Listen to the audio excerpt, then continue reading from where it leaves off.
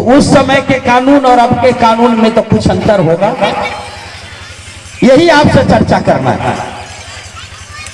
और भारत में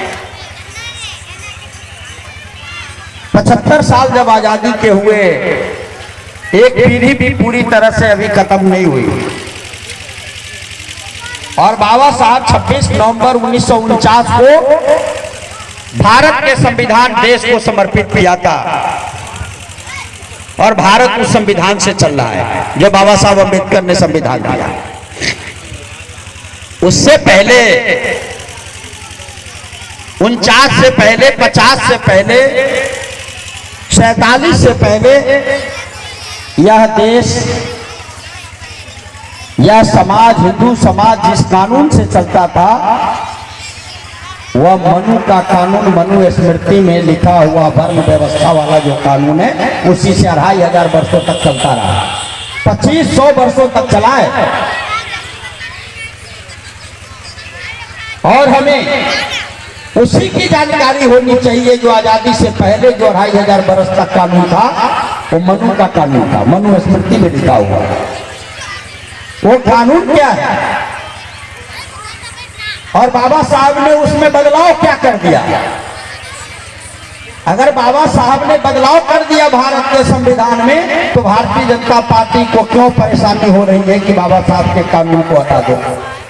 और 2500 वर्ष जो पहले, आजादी के पहले जो कानून थी कि भारत का जो समाज है जिस कानून से चलता था वो मनु का कानून है जिसमें 4 वर्ण होते थे।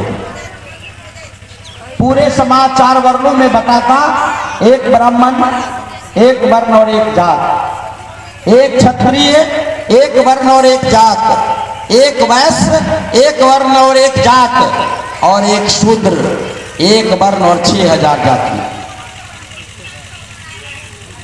ब्राह्मण का काम पढ़ना पढ़ाना, क्षत्रिय का काम युद्ध करना, राज करना, वैश्य का काम धन अर्जित करना, धनवान रहना, और शूद्र का काम इन तीनों वर्णों की सेवा करना होता है। ये लिखा हुआ है संविधान में, मनु के संविधान में। शूद्र को पढ़ने का अधिकार नहीं, शूद्र को संपत्ति रखने का अधिकार नहीं, शूद्र को ब्राह्मण, वैश्य और क्षत्रिय के साथ हैं तो उन्हें बड़ी तकलीफ होती है। बाबा साहब लिखते हैं, संविधान सभा में चर्चा करते हैं कि इंसान को इंसान के बराबर रहने नहीं दिया, इंसान को जानवर से भी बुरे हाल में रखा है महिला। बाबा साहब कहते हैं कि महिला दोहरी गुलाम थी, वो ब्राह्मण की महिला क्यों न हो। और मनु स्मृति में लिखा है कि महिला जन्म से लेकर मृत्यु तक गुलाम, जन्म लेती है तो पिता के अधीन रहना है, युवा अवस्था में पति के अधीन रहना है, और वृद्धावस्था हो या विधवा हो जाए तो उसको पुत्र के अधीन रहना है। महिला पवित्र होती है। महिला को धन रखने का अधिकार नहीं था मनु स्मृति में, महिला को पढ़ने और पढ़ाने का अधिकार नहीं था, महिला को पुरुष के बराबर अधिकार नहीं था, और एक मर्द को 10-10 पत्नी रखने का अधिकार था। की चर्चा अभी चारों तरफ शुरू है कि पर्दा के पीछे से शिव चर्चा, कौन चर्चा, हनुमान चर्चा, क्या क्या होता है, 100 तरह के संगठन है। यार वो महिला आज शिव चर्चा कर रही है, वो महिला आज धारावाहिक देख रही है, भगवान राम की स्तुति गान कर रही है कि क्या थे भगवान, उनको पता नहीं कि उनकी बहन सीता के साथ क्या दुर्व्यवहार किया गया। रामायण में पीटने वाला बताता है, जैसे पशु को पीटो वैसे महिला को पीटो, तब महिला ठीक रहती है। शुद्र गमार ढोल पशुरानी। हमारा एक मंत्री बोलता है देश में हंगामा होता है, और गीता लिखता है कि महिला पापिनी है, और उससे भी बुरा हाल है मनु स्मृति के वर्ण व्यवस्था में।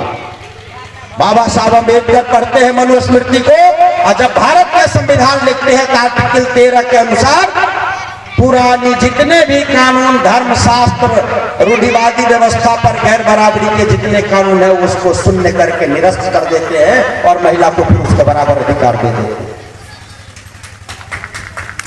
महिला, एक महिला से ही उसे शादी करना है। एक वैध पत्नी को रहते अगर दूसरे को ले आता है तो सजा का पात्र। महिला को न्यायालय जाने का अधिकार है, पुरुष जेल में जाएंगे।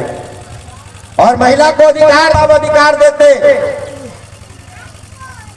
यह गोद ले सकती है, पति को तलाक दे सकती है, अगर पति जाति करे तो तलाक देकर बाहर कर सकती है। ना महिला को अधिकार मिला, ये बाबा साहब ने दिया, पहले मनुस्मृति में कोई अधिकार नहीं।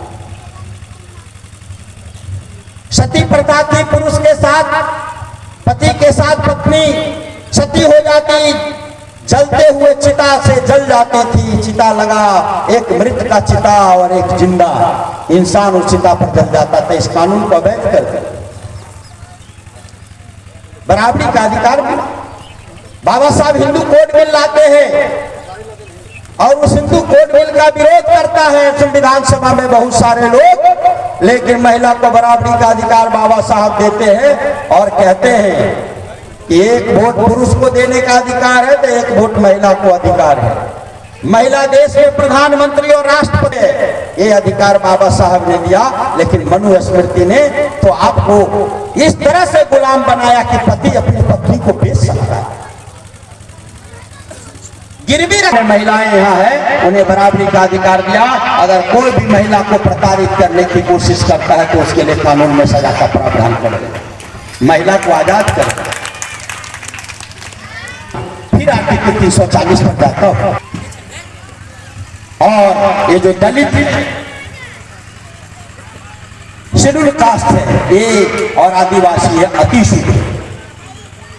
तो संविधान सभा में 3 बड़े व्यक्ति थे उस समय, पंडित जवाहरलाल नेहरू, राजेंद्र प्रसाद और सरदार पटेल। तो पंडित जवाहरलाल नेहरू और राजेंद्र प्रसाद ने कुछ नहीं कहा, दिमाग लगाया कि अगर पिछड़ी जाति पर बहस हो रहा है तो पिछड़ी जाति के व्यक्ति से इसका विरोध करो। और सरदार पटेल पूछते हैं अंबेडकर, व्हाट इज ओबीसी? तो अंबेडकर साहब कहते हैं यही तो सूत्र होता है। अब बीच के लड़ाई में मंडल कमीशन बना था और वही कमीशन की अनुशंसा को लागू करके ओबीसी को भारत सरकार के विभिन्न सेवाओं में 27% रिजर्वेशन मिलता है, जिससे ओबीसी के लड़के IAS IPS पढ़े। तो आप प्रशासन कैसे नहीं करेगा? पढ़ के भी समझते नहीं है, आपको हिंदू नहीं माना है। फिर पढ़िए बाबा साहब के आर्टिकल 340 विस्तार से। मनुस्मृति कहता है कि ये जो शूद्र है, शूद्र कौन है? तेली, तमोली, सोनार, तलवार, लोहार, जाट, गुर्जर, अहिर, धोबी, चमार। तेली भाई कहते हैं वैश्य, तो काहे का वैश्य भाई, तू तो शूद्र है। जैसे अहिर यादव है, कुर्मी है, कोयरी है, ये और तेली है, सूरी है, सब शूद्र है। और जो राम है, पासवान है, मेहतर है, माझी है, अति शूद्र है। ये छुआछूत वाला है। और ये जो शूद्र है इसे भी मंदिर जाने